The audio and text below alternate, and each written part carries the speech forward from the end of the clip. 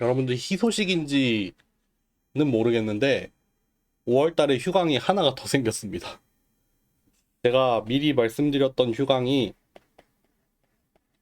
이게 언제지? 월요일이었죠. 이때 개교 기념일이라고 했죠. 그리고 지금 예정되어 있는 휴강이 하나가 더 있는데 예비군이었어요. 근데 여기 하나가 더 생겼습니다. 이거는 좀 개인 사정이 생겨가지고 이날 아예 학교를 못 올 것 같거든요. 5월 3일에. 그래서 나중에 기회가 된다면은 뭐 말씀드릴 일이 있을까 모르겠는데 하여튼 5월 3일에 학교를 못 와서 그래서 이때도 휴강을 해야 될 것 같고 이때 그러면 여러분들 수업 2번 연속이에요. 2번 연속으로 빠집니다. 다음 주 수요일이랑 그 다음 주 월요일 2번 연속으로 없는 거예요. 그래서 이거 대신에 녹화 강의를 올렸어요. 녹화 강의를 하나 올려놨거든요. 그래서 그러니까 뭐야 다음 주 사실 이날도 그거잖아요. 근로자의 날이에요. 원래 그냥 일반 회사 다니면 5월 1일에 쉬거든요. 근로자의 날. 근데 저희는 그런 거 없죠. 왜 교수는 근로자를 안 쳐주는지 모르겠어. 이날 수업을 하고 그 다음에 이날 수업하고 그 다음에 요거 녹화 강의를 하나 보고 그 다음에 요렇게 되겠다. 정확히 말하면은 이제 수요일이 요렇게 들어갈 거고 아이고 수요일이 요렇게 들어가고 월요일이 요렇게 들어가고 이제 다시 며칠이지 그러면 10일 이때 다시 수업입니다. 2주 동안 이렇게 됩니다. 네. 그래서 요거랑 요거가 2번 연속으로 빠져가지고 이거를 녹화 강의를 하나 올렸고요. 2개 올릴까 하나 올릴까? 네, 고민 중이에요. 일단 하나는 올렸어요. 어쨌든 그래서 오늘이 지금 인클래스 13번이고 네, 13번이고 아까 그걸 몇 번을 붙여놨지 내가? 아니 이게 13번이 아니구나. 오늘이 13번이고 요게 14번이고 요게 15번이 될 겁니다. 네. 녹화 강의는 따로 어차피 우리 출석 체크 안 하니까 이것도 뭐 출석 체크 안 할 건데 여기서 과제가 나올 수도 있습니다, 여러분들. 우리 어차피 기말고사는 없지만 이거는 봐야 되는 수업이에요. 그러니까 여러분들이 봤는지 안 봤는지 저는 반드시 확인할 거예요. 네, 참고하세요. 그렇습니다. 그래서 요거를 지우겠습니다. 그래서 하여튼 5월 3일, 5월 8일 쉬고 또 5월 말일에 한 번 또 쉬고 해가지고 5월에 좀 쉬는 날이 많아졌습니다. 네. 그렇고요. 과제란다. 시험 채점을 제가 아직 못하고 있습니다. 제가 저번에도 말씀드렸지만 우리 우리 수업이 좀 제일 마지막에 하게 될 것 같아요. 지금 60명짜리 채점 다 했고 지금 30명짜리 채점을 하고 있어요. 30명이야? 40명이야? 하여튼 30명짜리 채점을 하나 하고 있고 우리 수업이 한 20명 좀 안 되죠. 그래서 지금 요거 진행 중입니다. 요거 지금 100%다 했고 요거 한 30% 정도 했고 이거 아마 내일 끝날 것 같거든요. 내일 끝날 것 같아요. 그거 끝나고 요거 바로 들어가겠습니다. 그래서 뭐 하여튼 채점 해가지고 점수는 최대한 빨리 알려드릴게요. 뭐 질문 있으신가요? 질문 없으시죠? 아까 복도에서 저희 랩 학생 봐가지고 물어보니까 어제 머신러닝 수업 있었다고, 시험이 있었다고 하던데. 보통 그 대학원 인공지능학과 뭐 지금 뭐 웬만하면 다 뭐 한 학기, 두 학기 된 사람들이잖아요? 그럼 수업 듣는 거 다 비슷비슷할 것 같은데 이제 시험 다 끝났나 모르겠네요. 그래서 좀 다시 살만하시죠? 네, 그렇습니다. 그러면은 시작을 해봅시다. 음, 저번 시간에 그런 얘기 했죠? 제가 시험지를 보고서, 이거 나 혼자 얘기하고 있었구나. 그거 얘기를 했죠? 어느 수업에서 무슨 얘기 했는지 기억이 안 나네. 하여튼, 그래 놓고 지난 시간에도 또 혼자 얘기한 것 같아가지고, 좀 죄송스럽습니다. 네. 시작을 해보죠. 오늘 하게 되는 거는, 오늘 하는 것도 사실 여러분들 처음 듣는 얘기는 아닐 것 같아요. 왜냐하면은 이거 머신러닝에서 사실 자주 등장하잖아요. 머신러닝에서 자주 등장하는 아이고, 그래서 우리가 흔히 말하는 주성분 분석이라고 부르죠. 보통 줄여서 PCA라고 말을 하고, 이게 어디에 속해요? 차원 축소에 속하죠.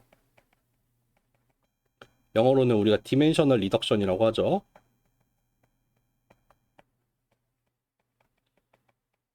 그래서 디멘셔널 리덕션을 하는데, 뭐 주어진 벡터 같은 게 있으면은 그 벡터에 담겨 있는 정보를 효과적으로 차원을 줄여서 더 적은 양의 정보를 가지고도, 뭐 더 적은 양의 데이터를 가지고도 그 안에 있는 정보를 충분히 다 표현을 하려고 하는 거를 우리가 차원 축소라 부르고, 그래서 두 가지를 한다고 얘기를 했었던 것 같아요. 첫 번째로 하는 게 이제 PCA를 할 거고, 두 번째로 다음 시간에 하는 뭐 내지는 NMF, 요거 두 개를 들고 왔어요. 그래서 요거 두 개를 하려고 하고 있는데, 그 중에서 이 PCA를 하려면은 필요한 게 뭐다? SVD가 필요하다. 그래서 싱귤러 밸류 디컴포지션이 너무너무나도 중요하기 때문에, 뭐 꼭 PCA뿐만 아니라 여러분들이 살아가면서 SVD를 볼 일은 정말 정말 많죠. 너무너무 많아요. 그래서 하는 김에 SVD 그냥 화끈하게 한번 정리하고, 그러고 이제 오늘은 PCA로 넘어왔습니다. 그래서 오늘은 SVD를 사용을 한다는 그 PCA가 도대체 뭐며, 그래서 그거를 사용을 해서 데이터를 축소를 한다, 차원을 축소를 한다는 게 뭐고, 그래서 그거를 이미지에다가는 어떻게 적용을 하냐라는 그런 것들을 살펴보는 시간이 될 것 같습니다. 그래서 이론을 조금 하고, 그 끝나고 아주 간단하게, 간단하지만 사실 뭐 그래요. 사실 PCA 자체가 간단해요. 별거 없어요. 그냥 구현하려고 하면은 SVD, 코베리언스 구해가지고 SVD만 하면 되거든요. 그래서 그것만 돌려보고 잘 나오나 한번 확인을 해보고, 그러고 마치겠습니다. 가보죠. 디멘셔널 리덕션이라고 하면은, 예를 들어서 여기에 지금 R3의 공간이 있죠. 3차원의 벡터 공간이 있어요. 어느 방향이냐? 여기 지금 X1 방향, X2 방향, X3 방향이 이렇게 있는 것 같아요.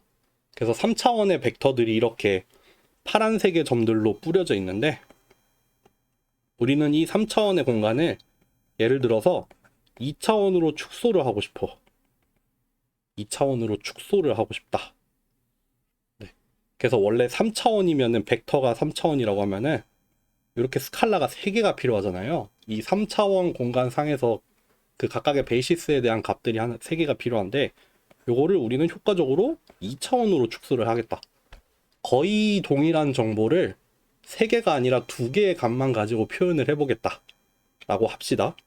그러면은 이 3차원 벡터를 2차원 벡터로 줄이려면은 결국에는 평면을 하나 찾는 문제가 될 거예요. 어떤 평면을 하나 찾을 거냐면은, 뭐 예를 들어서 이런 평면이라고 하면은 지금 주어진 이 전체 3차원 공간을 이 2차원 공간으로 축소를 하는 거죠. 2차원은 사실 평면이잖아요. 선형대수는 어느 정도 들었다고 생각할게요. 요거는 결국 평면으로 결정이 되니까, 요렇게 평면을 하나 정해서 저기 3차원 공간에 있는 파란색 점들, 원래는 3차원 공간에 분포해 있는 파란색 점들인데, 그거를 우리가 정한 저 회색의 평면 위에다가 투영을 시키는 거죠. 투영. 우리가 프로젝션이라고 얘기를 하죠. 뭐 한국말로는 투영이라고 하죠. 결국에는 수직하게 떨어뜨리는 거죠. 저기 평면 위에다가 수직하게 얘네들을 투영을 시켜요. 그림자를 찍듯이, 이렇게 도장을 찍듯이, 뭐 여기 평면이 이렇게 있고 주어진 주어진 벡터가 이렇게 있으면은 여기 바로 밑으로 떨어지는 이 점을 찾아내려는 거죠. 그래서 얘는 사실 3차원 공간에 존재하지만, 여기 이 평면 위에 있는 점은 그냥 베이시스 2개만 가지고 표현이 되잖아요. 그러니까 요거는 R2만 가지고도 표현이 된단 말이에요. 그쵸? 그래서 결국 요렇게 프로젝션을 시킬 거다. 프로젝션을 뿅뿅뿅뿅뿅 시켜서 여기다가 데이터를 딱 찍을 거다. 3차원을 2차원으로 줄일 거다. 그럼 문제는 뭐냐면은 그러면 이 평면을 어떻게 찾을래가 되겠죠. 우리가 데이터가 분포해 있는데 지금 평면을 그림을 그린 것처럼 찾을 수도 있지만 이렇게 생긴 평면을 가지고 올 수도 있잖아요. 지금 이렇게 딱 우리가 보는 거에 딱 정확하게 수직하게 서 있는 평면이 될 수도 있고 아니면 뭐 요렇게 어떻게 그리면 좋을까? 이렇게 살짝 기울어진 이런 평면이 될 수도 있어요. 이렇게 살짝 누워있는 저 빨간색이랑 파란색 평면 사이로 이렇게 비스듬하게 누워있는 그런 평면이 될 수도 있고 모르죠. 평면이니까 우리 맘대로 고를 수 있어요. 우리 맘대로 고를 수 있습니다.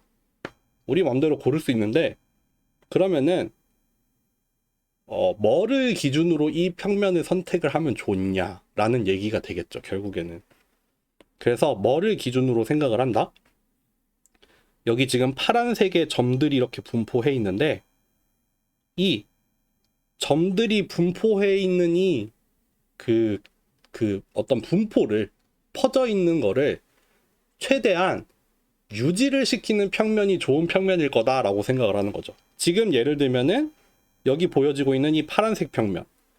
왜냐하면은 데이터라는 게 결국 뭐 이렇게 퍼져 있는 데이터라고 하면은 그 퍼져 있는 게 결국 정보를 담고 있는 거잖아요. 각각의 점들이 지금 다른 정보를 가지고 있는 건데 그러면 그렇게 퍼져 있는 그 분포를 최대한 살리는 게 좋은 거죠.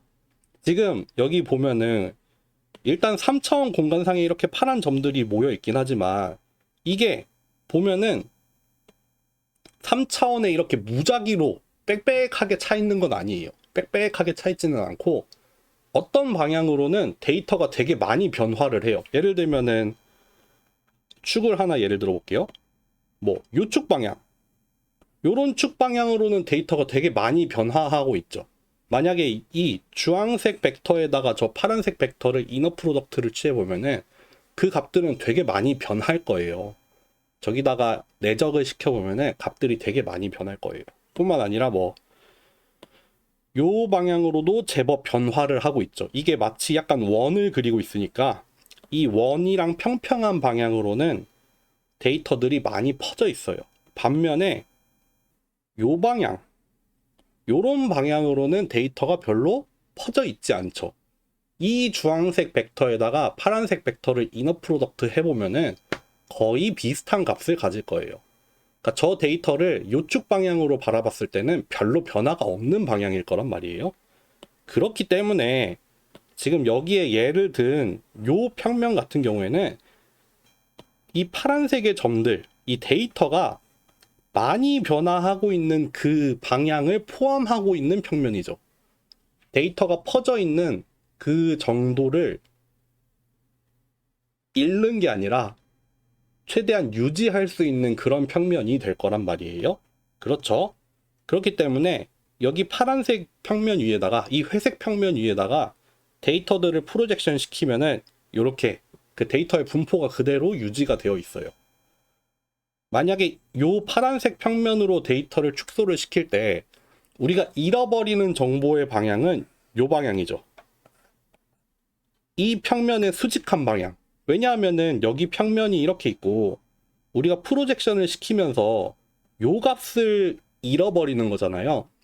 한 차원을 줄일 때 이렇게 3차원에서 2차원으로 한 차원 축소를 하는데 지금 이렇게 축소가 되면은 축소되는 방향은 요거랑 수직한 이 방향이 될 거란 말이에요.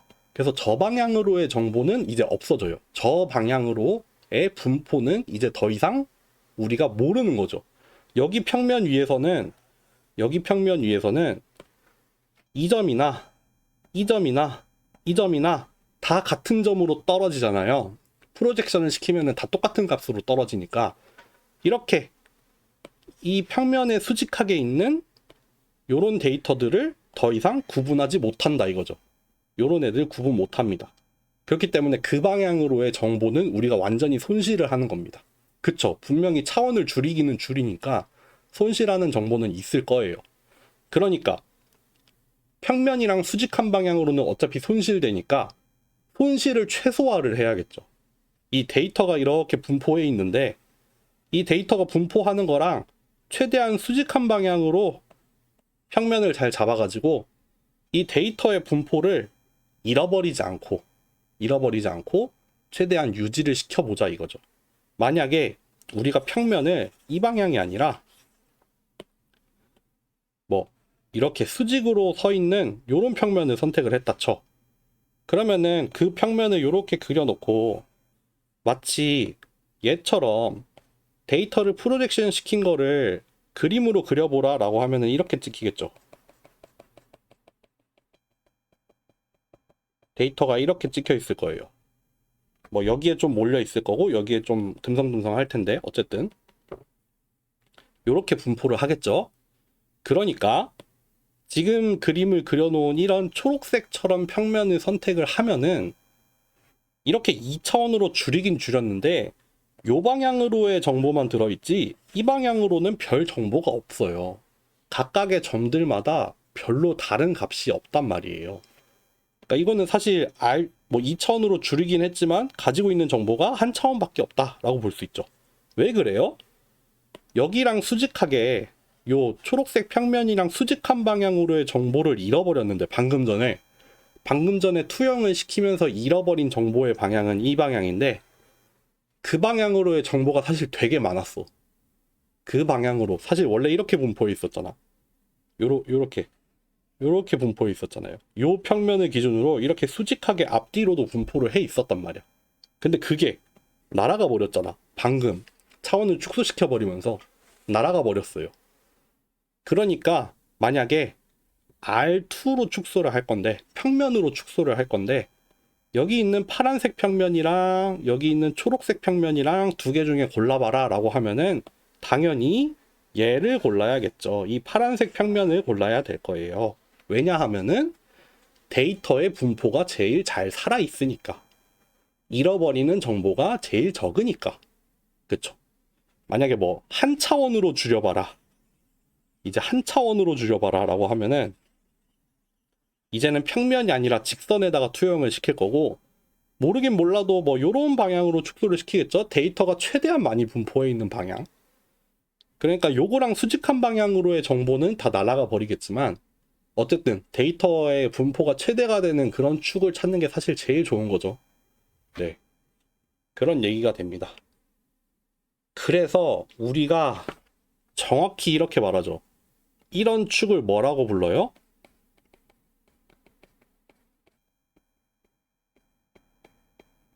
프린시펄 컴포넌트라고 하죠. 주성분이라고 합니다. 주성분.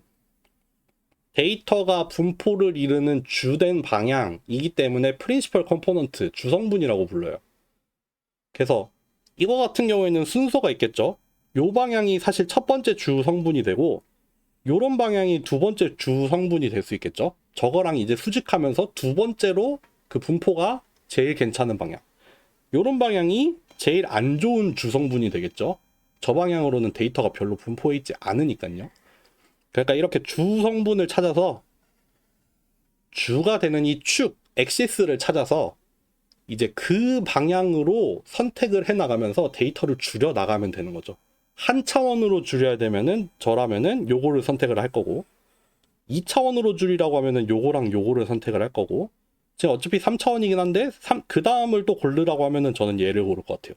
요렇게 그런 순서로 줄여 나가는 게 사실 제일 좋겠죠. 네. 그렇습니다. 그래서 여기 비슷한 얘기가 또 나오네요. 이번에는 R2의 공간을 1차원으로 줄이는 거예요. 2차원으로 분포해 있어요. 얘가 1번. 얘를 2번이라고 합시다. 얘를 2번. 여기가 3번입니다. 만약에 저렇게 2차원으로 퍼져 있는 파란색의 점들을 이제 1번 축, 2번 축, 3번 축에다가 각각 이너 프로덕트를 취해보겠죠. 프로젝션이잖아요. 어차피 투영시키는 거예요. 투영은 곧 그냥 이너 프로덕트 취하는 거잖아요. 그러니까 이 요축 방향으로 이너 프로덕트 취하면은 그 값들이 되게 많이 퍼져 있을 거예요. 뭐 약간 이런 분포를 가지겠죠. 분포를 그리라고 하면은. 그런데 2번 축으로 하라고 하면은 이게 되게 줄어들어. 여기 되게 몰리기는 하겠죠. 근데 뭐 어쨌든 되게 좁아져요. 심지어는 3번 축은 제일 좁은 축이 될 거예요. 네. 요 방향으로는 분포가 제일 적을 거란 말이야. 여기가 제일 작아요. 네. 데이터가 이 방향으로는 제일 적어. 그러니까 만약에 분산이라는 측면에서 이 분산, 데이터가 가지고 있는 분산, 결국에는 다차원으로 나타나잖아요. 우리가 결국 데이터는 벡터니까 이 베리언스라는 것도 코베리언스의 형태로 나타날 텐데, 그 중에서 베리언스를 최대한 유지할 수 있는 방향은 요런 순서가 되겠죠. 3개 중에 골라라 라고 하면은 1번, 2번, 3번으로 고를 거예요, 저는. 네. 그런 뜻이 되는 겁니다. 그래서 간단히 말해서 PCA는 결국 뭘 하는 거냐면은, 데이터가 이렇게 있어요. 지금 우리 아직 이미지에 대한 얘기는 하지 않고 그냥 벡터라고 합시다. D차원이야, D차원. 라지 D차원이에요. N개의 데이터. D차원이에요. 이렇게 가지고 있어요. 그러면은 우리는 이렇게 모여있는 데이터를 가지고 얘의 코베리언스 매트릭스를 구할 수 있어요. 코베리언스 매트릭스. 그러니까 D 차원이기 때문에 D by D로 나오죠. 이 코베리언스 매트릭스 요렇게 써놨네요. ij번째가 의미하는 거니까 뭐예요? 요렇게 되겠죠. x의 n번째의 i번째 값 빼기 뭐 뮤 i, 그 x의 n번째의 j번째 값 뮤 j, 요렇게 들어가겠죠. 스칼라로 표현을 하자면 이럴 거예요. 그러니까 여기 n개의 데이터가 들어있을 텐데, 총 라지 n개의 데이터가 들어있는데, 이 코베리언스 매트릭스의 i행 j번째 열의 값은 여기 들어있는 데이터들 중에서 i번째 값들만 다 모은 거랑 j번째 값들을 다 모아서 그거 두 개 사이에 코베리언스를 구하면 되죠. 요게 코베리언스잖아요. 우리가 그냥 베리언스 구하라고 하면은 요렇게 구하면 되잖아요. 요렇게 구하면 돼요. 아, 이걸 왜 IJ라고 썼을까? 미쳤나봐. 이렇게 하면 되죠. 그래서 베리언스, 그냥 스칼라로 되어 있는 변수의 베리언스 구하라고 하면 이렇게 구하면 되는데, 이제 변수가 여러 개죠. 변수계가 여러 개라는 말은 디멘션이 여러 개예요. 디멘션이 여러 개입니다. 그렇기 때문에 이 코베리언스라는 거는 D by D로 나옵니다. 2차원이면은 2 by 2로 나와요. 1번, 1번이랑 베리언스 구할 수 있고, 1번, 2번이랑 베리언스 구할 수 있고, 2번하고 1번 똑같은 값이지만 어쨌든 2번이랑 1번이랑 구하고 2번이랑 2번이랑 구하니까 저렇게 코베리언스가 나오잖아요. 그럼 주어진 데이터를 가지고 코베리언스를 구한 다음에 이 코베리언스에 대한 싱귤러 밸류와 싱귤러 벡터를 찾으면 돼요. 여기다가 싱귤러 밸류 디컴포지션을 적용을 해요. 이 코베리언스 매트릭스에다가. 그런 다음에 뭘 고르면 돼요? 여기가 끝이죠. 주 성분은 뭐다? 싱귤러 밸류가 큰 순서로 고르면 된다. 다 끝입니다. 지난 시간에 마지막 부분이 혹시 기억을 하실지 모르겠지만, 어떤 행렬이 있어서 그 행렬이 변환을 하는 벡터 사이의 관계가 결국에는 뭘로 표현이 되냐면은, 이렇게 인풋에 대해서는 V라는 벡터를 통해서 이너 프로덕트를 시킨 다음에 아웃풋으로는 U라는 벡터를 통해서 표현이 되는데, 얘네들이 스케일링이 되죠. 각각 싱귤러 밸류로 요렇게 스케일링이 돼서 요렇게 동그란 원을 보내면은 여기서는 이렇게 생긴 타원이 하나 나오더라. 저 원을, 여기 원 위에 있는 점들을 A를 통해서 변환을 하면은 이렇게 되더라. 그래서 사실 여기 안에 담긴 의미가 뭐냐면은, 이거를 그냥 어물쩍 넘어갈까? 좀 설명을 할까? 어찌됐든 간에 어물쩍 넘어갈게요. 자세히 설명 필요하면 얘기하세요. 할게요. 요 행렬 안에 들어가 있는 어떤 특성 중에서 이 행렬이 지금 데이터를 변환을 시킨다고 할 때 그 변환이 크게 일어나는 축은 요 축이에요. 요 축. 싱귤러 밸류가 큰 축, 싱귤러 밸류가 큰 방향이 장축으로 되잖아요. 싱귤러 밸류가 크면 클수록 이 축이 더 크게 나타나고 작으면 작게 나타난단 말이에요. 그러니까 싱귤러 밸류가 큰 방향, 그 방향이 주 성분이 되겠죠. 다만 요 매트릭스가 코베리언스 매트릭스로 바뀌었을 뿐이에요.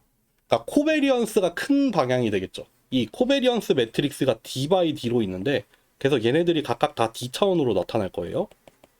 그러니까 이 코베리언스가 어느 방향으로 제일 크냐라고 물어보면은 싱귤러 밸류가 제일 클 때 그때의 싱귤러 벡터의 방향이 되겠죠. 네, 그렇게 됩니다. 네, 그래서 간단히 말해서 데이터가 들어와요. 데이터가 들어와요. 코베리언스 매트릭스를 구해요. 여기에다가 C라고 합시다. 시그마 또 나오니까 여기에다가 싱귤러 밸류 디컴포지션을 합니다. 그럼 여기에 만약에 내림차순으로 정렬이 돼 있다고 합시다. 그러면은 사실 그 코베리언스 매트릭스 같은 경우에는 U하고 V가 동일한 매트릭스로 나오거든요. 이거 시메트릭 해가지고 어찌됐든 간에 뭐 U가 됐든 V가 됐든 뭐 요렇게 몇 개가 들어있을까? 풀랭크라고 합시다. 이렇게 들어있을 거 아니에요? 요게 1번이에요. 요게 1번 프린시플 컴포넌트가 될 거예요. 1번 주성분. 그 다음에 2번 주성분 여기에요.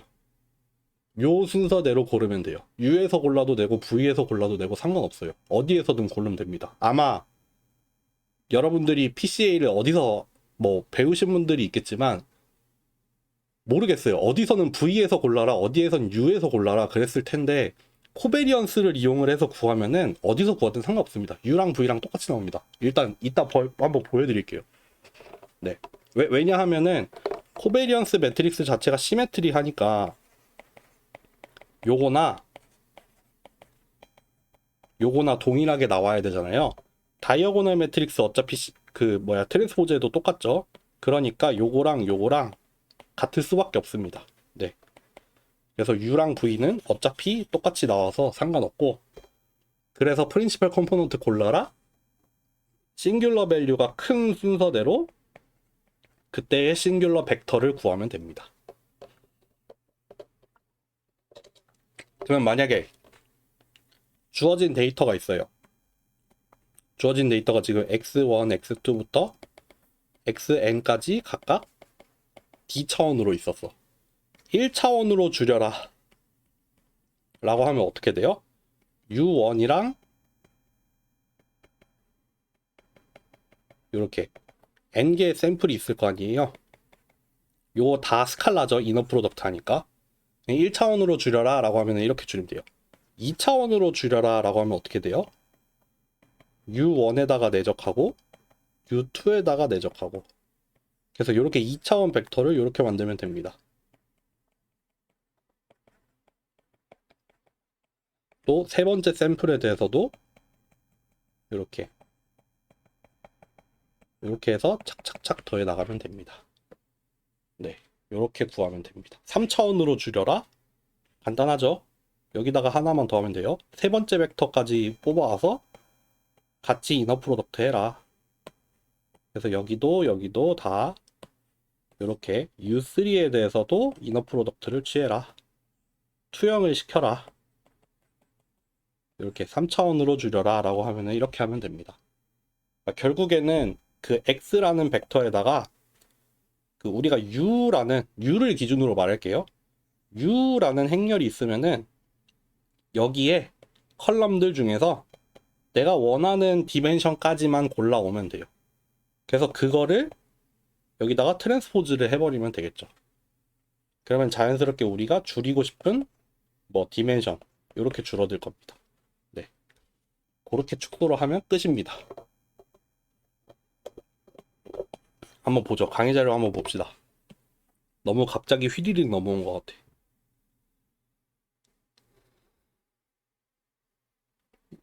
뭐야, 거의 다 했네. 거의 다 했습니다. 코베리언스라는 거는 사실 뭐냐면은 두 개의 서로 다른 랜덤 베리어블에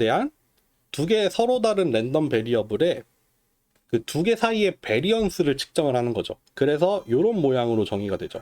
원래 베리언스의 정의가 뭐다? x 빼기 뮤랑 x 빼기 뮤랑, 그러니까 자기 자신에 대해서 원래 제곱을 하는 거잖아요. 그러니까 내가 평균으로부터 떨어져 있는 거리를 제곱을 해가지고 구하는 게 분산인데, 이 제곱 대신에 나랑 너랑 나하고 너하고 서로 다른 애들끼리 곱하는 거예요. 그래서 이걸 두 개를 크로스를 해봐서 두 개를 겹쳐보고 그 두 개 사이의 분산을 재는 거를 우리가 코베리언스라고 하죠. 그래서 이 코베리언스가 결국에는, 그러니까 이 데이터가 만약에 멀티베리에이트, 그러니까 벡터로 나오게 되면은, 이 확률 변수가 벡터로 나오게 되면은 결국에는 코베리언스라는 거는 코베리언스 매트릭스로 바뀌게 되죠. 얘가 만약에 D 차원이다 라고 하면은 C는 D 바이 D 차원으로 나오게 됩니다. 그러니까 조합을 할 수 있는 게 라지 D개가 있으니까요.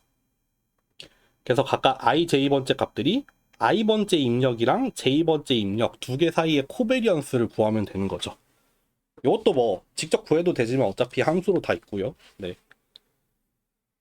그렇게 해서 베리언스를 유지를 하는 방법을 배웠고, 그래서 오늘 실습은 뭘 하냐면은 요거는 할 필요 없을 것 같고 요거를 합니다. 요거를 해볼 겁니다. 뭐냐면은 여러분들 다 아시는 엠리스트 데이터셋 있잖아요. 요거는 디멘션이 제 기억에 뭐였지? 요게 이미지 하나가 28 바이 28짜리 행렬로 주어져 있어요. 이미지니까 당연히 행렬이겠죠. 근데 이거를 우리는 벡터로 바꿀 겁니다. 제 기억에 28 곱하기 이쯤 해봐야지. 28 곱하기 28이 그쵸, 784 맞아요. 그러니까 그냥 원래는 그 2D 어레이로 되어 있는데 그거를 그냥 뭐 쭉 이어 붙여서 뭐 컨캐터네이트 그냥 스택을 해가지고 그냥 하나의 벡터로 만들어 버릴 겁니다. 당연히 이 과정에서 공간에 대한 정보는 사라져요. 그쵸, 원래는 2차원으로 픽셀 바이 픽셀로 이렇게 나눠져 있던 정보인데 그거를 그냥 각각이 독립적인 벡터 하나로 보게 되니까 여기서 여기로 가는 과정에서 사실 그 스파셜한 그 픽셀, 뭐 예를 들면은 이 픽셀 근처에는 원래 이런 값들이 있었다 라는 정보를 다 뿔뿔이 찢어버려서 그냥 벡터로 쭈루루로 만들어 버릴 겁니다. 네, 어찌됐든 간에 요 이미지 하나를 784차원의 벡터 하나로 볼 거예요.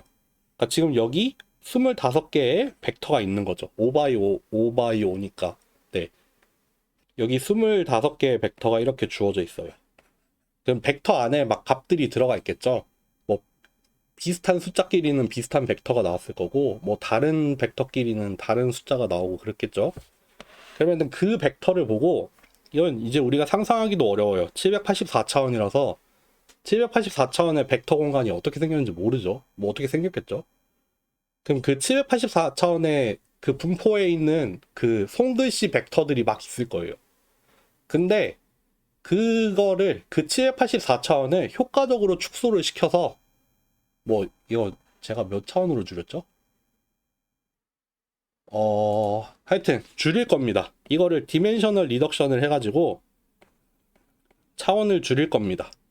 그래서 784개의 값이 아니라 이따 한번 해봅시다. 뭐 10개, 50개, 100개, 200개 가지고 표현을 했을 때도 그 데이터의 분산이 잘 유지가 돼서 그럼에도 불구하고 데이터가 잘 뭐라 해야 돼? 보존이 되는지 그런 것들을 실제로 살펴볼 수 있습니다. 네. 실제로 원래 그런 것도 보잖아요. 만약에 코베리언스 매트릭스에서 싱귤러 밸류 디컴포지션 하면은 여기 안에 싱귤러 밸류가 이렇게 순서대로 들어가잖아요.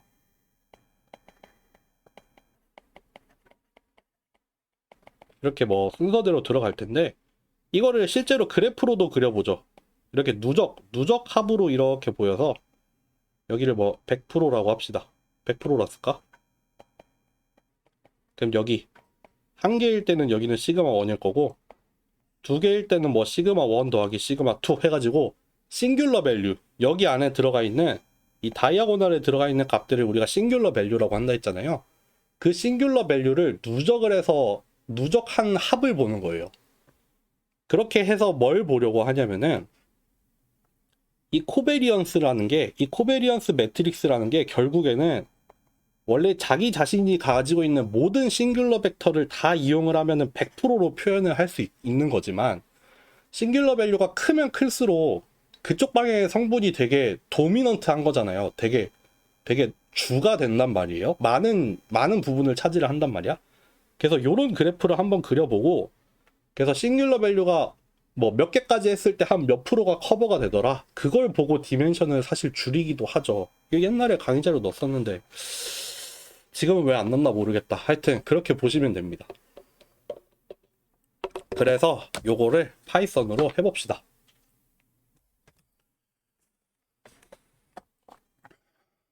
아이고, 여기 왜 돌아가? 물 한 잔만 떠오고 합시다. 네, 물 한 잔만 떠올게요. 45분 되면 딱 시작해야겠다.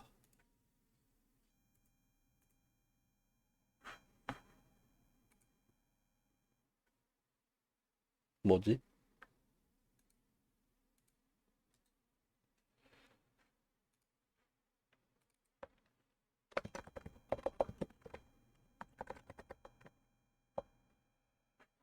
가봅시다. 아직 안 됐구나. 요거 좀 줄여야겠다.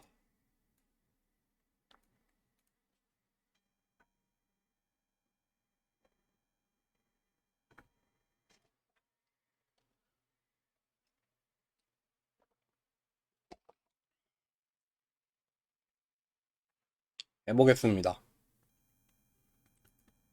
확대를 하고 요거를 일단 가져와 볼게요. 매스는 뭐하러 갖고 왔냐? 쓰나? 안 썼던 것 같은데? 그죠? 저는 케라스에서 엠니스트 데이터셋을 가지고 올게요. 그래서 요거를 한번 실행을 해보겠습니다. 여기 엠니스트에 로드 데이터 해가지고 인풋 아웃풋 페어로 줘요. 여기 이미지가 있을 거고, 여기에 학습을 위한 그 아웃풋 레이블이 있겠죠. 이거 사실은 클래시피케이션 하는 데이터잖아요. 손글씨 보고서 0부터 9까지 10개 중에 맞추는 문제죠. 요거 한번 실행해보죠. 실행하면은 실제로 한번 볼까요? 어떻게 생겼냐면은 디멘션이 뭔지 모르겠네.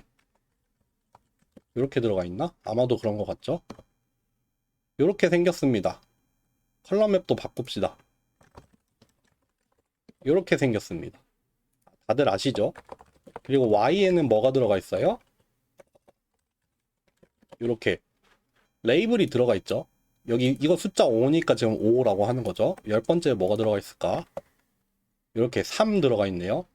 여기 인덱스로 3 들어가 있죠. 그래서 요거 보고 이제 숫자 맞추기 하는 거죠. 근데 우리는 오늘은 사실은 Y는 필요 없고 요것만 가지고 하겠습니다. 요것만 가지고 할 겁니다. 네. 그래서 실제로 지금 디멘션이 어떤지 보면은 요렇게 돼 있네요. 이미지가 6만 장이 들어있어요. 6만 장. 6만 장의 이미지가 28 바이 28 하나하나마다 28 바이 28로 들어가 있어요. 네, 지금 그런 상황입니다. 그래서 우리는 데이터를 행렬로 하나 만들 겁니다. 이걸 어떻게 만들 거냐면은 6만 바이 784로 만들 겁니다. 요거를 이제 2D가 아니라 1D의 벡터로 보겠다고 했죠. 그러니까 여기에서 받았던 데이터를 리쉐입을 잘 해서, 리쉐입 할 때는 여러분들 항상 그거 조심하셔야죠. 어느 방향으로 그게 쌓여가는지를 잘 생각을 해보셔야 돼요. 어쨌든 이렇게 할 겁니다. 네, 아니네, 트랜스포즈까지 했네. 이렇게 했네요. 이렇게 하겠네요. 그러면은 784 바이 6만. 이거는 좀 파이썬스럽지 않은 디멘션으로 했네요. 제가 왜 그랬을까요? 코베리언스 때문에 그런가? 아마도 코베리언스 때문에 그렇게 했나봐요. 보통은 우리가 데이터를 다룰 때 로우 벡터로 많이 다루죠. 데이터를 로우 벡터로 놓고서 그거를 쌓죠. 보통 데이터의 개수만큼 쌓는데, 지금 같은 경우에는 저는 그거를 반대로 했네요. 784 바이 6만으로 만들어 놓고 C 매트릭스를 구하겠습니다.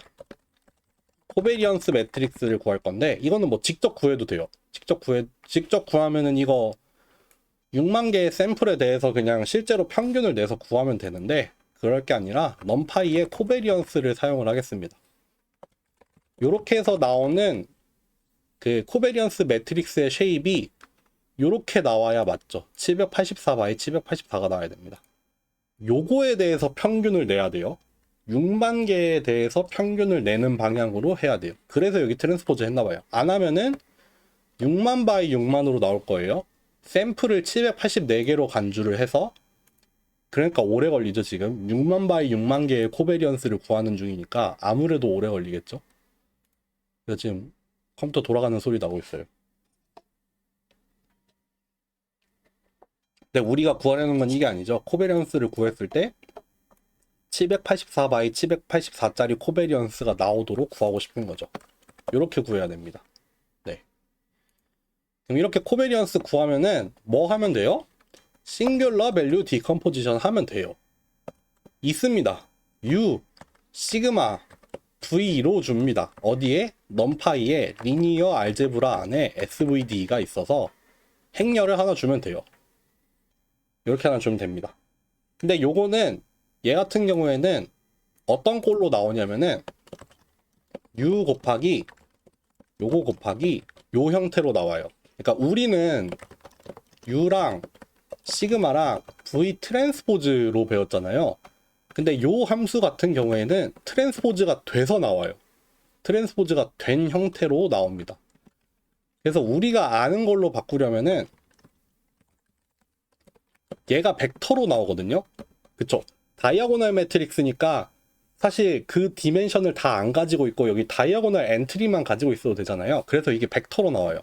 그래서 이 벡터를 가지고 다이아고널 매트릭스를 다시 만들 거고 V는 다시 뒤집어서 우리가 아는 그 순서로 바꿀 겁니다. 보여드릴게요. 프린트 한번 S 해볼게요. 아, 너무 많아. 못 보여주겠다. 그래서 뭐를 체크를 해보면 돼요? C 행렬이랑 우리가 알고 있는 그 순서 U, 시그마, V 트랜스포즈 했을 때 요거 두 개가 같은지 다른지를 보면 되겠죠. 만약에 이 싱귤러 밸류 디컴포지션부터 요거까지가 잘 일어났다면은 요 행렬하고 요 행렬하고 비슷해야 돼요. 아, 비슷한 게 아니라 똑같아야 돼요. 그러니까 이거를 봅시다. 요 행렬 요거랑 그러니까 SVD를 통해서 얻은 결과랑 실제 그 행렬이랑 같으면은 이거 0으로 가득 차 있어야겠죠? 보죠. 이렇게 돼 있죠. 0입니다. 0. 다 0이에요.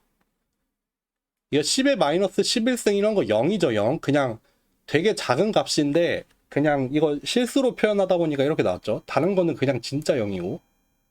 그러니까 요렇게 하면은 되는 겁니다. 실제로 프린트 U 벡터랑 U 행렬이랑 V 행렬이랑 봐도 값이 얼마 안 들어있네. 그쵸. 이거 사실 784차원의 대부분이 배경이겠죠. 그래서 이렇게 보였나 보다. 어쨌든 이렇게 하면 됩니다. SVD 끝. 그리고 아까 말했던 그 그래프도 한번 그려볼게요. 넘파이에 보통 이거 큐뮬러티브 썸메이션이라고 해서 누적을 해서 더해 나가는 함수예요. 이렇게 1, 2, 3, 4 있으면은 1 더하기 2, 1 더하기 2 더하기 3, 1 더하기 2 더하기 3 더하기 4 이렇게 누적해가면서 더해가는 함수가 있거든요. 그거를 전체로 나누면 되겠죠. 그러면은 1이 되겠죠. 맨 마지막에 가서 요거 플롯 해보면 이렇게 나옵니다. 그러니까 싱귤러 밸류가 아마도 784개가 나왔을 거예요. 플랭크겠죠. 아무래도 플랭크일 거예요.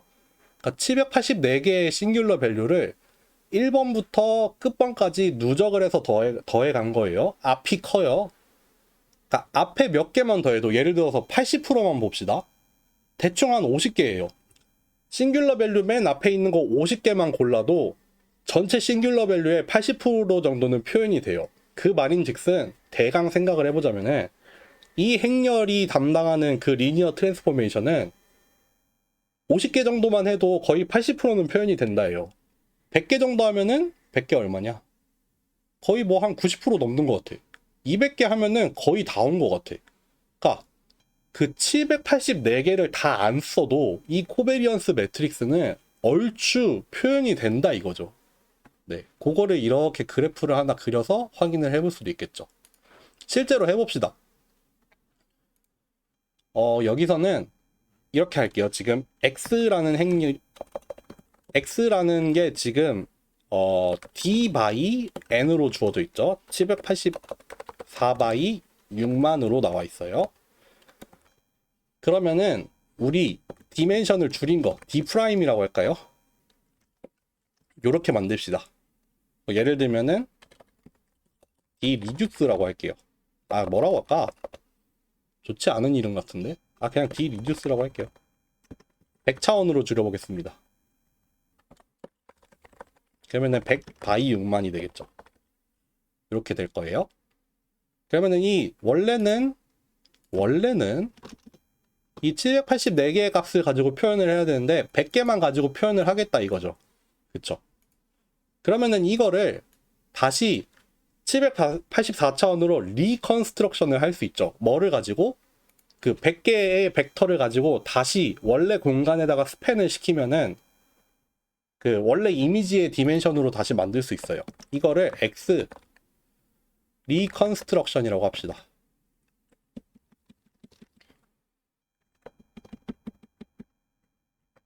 요렇게 되겠죠. D by n이 될 거예요. 784 by 6만이 될 겁니다. 그렇지만 이 X 리컨스트럭션은 일단 내가 존재하기로는 784차원에 존재하긴 하지만 사실 이 784차원 공간 안에 있는 100차원의 하이퍼플레인 위에 있는 점이겠죠. 그러니까 784개의 값을 가지고는 있지만 사실 원래는 100개만 가지고 표현이 되는 그런 거죠. 이거를 다시 하는 이유는 뭐예요? 그림으로 다시 그리려고. 이거 100차원의 벡터 가지고는 그림 못 그리잖아요. 축소된 차원이니까 거기에서 우리가 물리적인 어떤 정보를 볼 수는 없어요. 그러니까 요렇게 할 겁니다. 그래서 Z를 구하려면은 U의 제일 처음부터 우리가 줄이려는 차원까지의 컬럼 벡터를 가지고 오면 되죠. 그러니까 U에 들어가 있는 컬럼 벡터가 1, 2, 3, 4 이렇게 순서대로 들어가 있는데 그 중에서 앞에 들어있는 100개만 가지고 와요. 그래서 그거를 X에다가 트랜스포즈를 해서 곱하면 돼요. 그쵸? 지금 요 행렬이 어떻게 되겠어요? D by D 리듀스의 차원이 될 테니까 요 트랜스포즈 하면은 이제 줄이려는 차원 바이 784가 되니까 여기다가 X를 바로 곱해버리면 돼요. 그러면은 요게 바로 구해집니다. 그쵸? 그리고 얘는 다시 이 Z에다가 뭘 곱하면 돼요? 여기 곱했던 이 행렬을 가지고 다시 펜을 하면 되죠. 그러면은 784차원에 존재하지만 100차원 하이퍼플레인 위에 있는 점으로 다시 리컨스트럭션을 할 수 있습니다. 네. 이게 끝입니다. 사실 몇 줄 안 돼요. 싱귤러 밸류 디컴포지션 하고 내가 원하는 차원으로 줄이면 땡이에요. PCA 안에 들어가 있는 거 그거밖에 없습니다. 한번 실제로 보죠. 실제로 봅시다. 여기 있는 거 그냥 들고 와볼까? 아, 여기는 실제로 어떤 행렬을 하나 만들었구나. 굳이 그럴 필요 있나 싶은데. 일단 결과부터 봅시다. 몇 번째 거 볼까? 뭐 0번 한번 볼까요? 이거를 리쉐입을 다시 해야 되죠. 28 바이 28로 로우 바이 컬럼으로, 그러니까 지금은 그냥 784차원의 벡터니까 그거 다시 28 바이 28로 리쉐입을 해야 이미지로 볼 수 있어요. 그럼 요거랑 실제로 리컨스트럭션 한 거랑 한번 두 개를 봅시다. 뭘 잘못했을까? 빠빠빠빠빠. 순서를 틀렸네. 또 뭘 틀렸니? 잠깐만. 아니, 그 순서가 맞잖아. 그쵸? X가 저 순서가 맞고, 여기선 뭐 틀렸다고?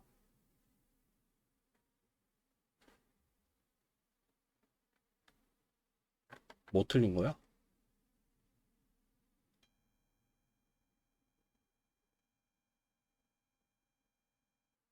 잠시만요. 이게 뭘 틀린 걸까?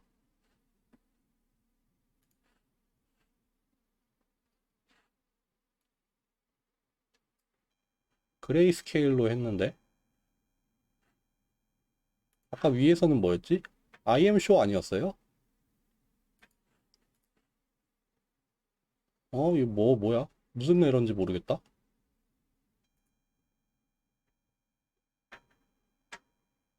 잠시만요. 아, 여기 아닌데 점 찍는 거 맞는데? 이렇게 한번 해볼게요. 나한테 왜 그러지 갑자기? 왜 로우 바이 컬럼 아니야? 이거 리스트로 넣어야 돼? 아닌 것 같은데? 아닌 것 같은데? 나 뭐 잘못했지?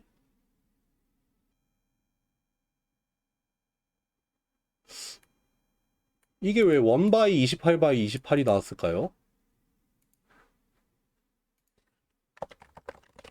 두 개를 겹쳐서 그려서 그래? 아, 내가 이거를 괄호로 써놨구나. 아이 멍청이. 이거 왜 이랬대? 아, 윤주가 얘기해줬구나. 아, 고마워요. 됐다. 이렇게 나옵니다. 아, 뭐야. 나 두 개 다 그리라니까? 이렇게. 그려봅시다. 요겁니다, 요거. 이게 오리지널 그림.